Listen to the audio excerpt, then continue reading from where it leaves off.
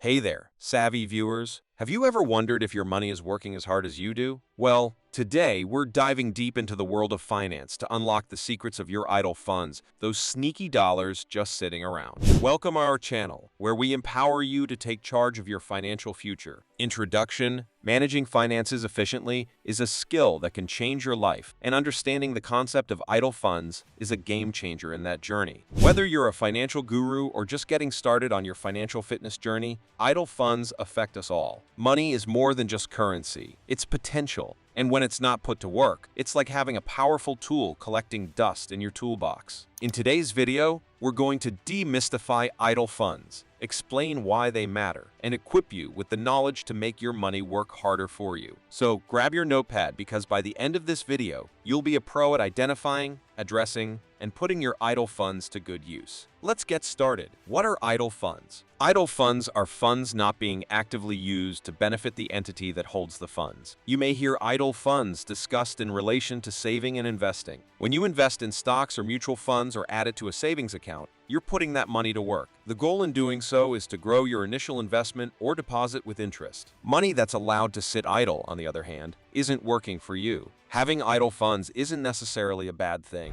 However, it's important to understand how it can impact your ability to build wealth over the long term. Definition and example of idle funds. Broadly speaking, idle money is money that is not serving a specific purpose or use. Different entities may have idle funds, including small businesses, corporations, local and state governments, federal governments, individuals. How idle funds are defined for each of these entities can vary. For example, idle funds for a small business may be any money that's not immediately needed to fund day-to-day operations or business investments. In local and city government situations, idle funds can mean money that has not yet been spent to fund projects such as public works, housing development, social services, or economic development. Alternate name: idle cash, idle money, idle saving. You may have some idle funds sitting around without realizing it. For example, if you're keeping your savings in a drawer at home, then you're not putting it to use by depositing it or investing it, which means you're not earning any interest on it either. How idle cash works. Idle cash, idle money, and idle funds all essentially mean the same thing: money that is sitting idle. There are different reasons why a person, business, or government may have idle funds. For example, you might have money sitting in your checking or cash management account that you eventually plan to transfer to your online brokerage account. Until you transfer those funds, however, they're sitting idle and not earning interest for you. A small business owner, meanwhile, may have idle funds if they're piling up cash reserves in a bank account that doesn't add interest. They may have earmarked these funds to purchase new equipment, make renovations to their business premises, or pay an upcoming tax bill. But if that money isn't earning interest, it's still sitting idle in the meantime. The common thread is that idle funds are not being used to their potential. However, changing idle funds to active funds can be as simple as opening a brokerage or savings account, or using the funds to make a business investment to help boost revenues. How to leverage idle funds. In the finance world, idle money can represent a wasted opportunity because your money has no chance to grow if it isn't earning interest. For example, let's say you sell your car and you now have $10,000 in cash. You don't plan to buy a new car anytime soon, so you're trying to decide what to do with the money right now. Option A is sticking it under your mattress until you need it, while option B is putting it in a savings account. If you take option A,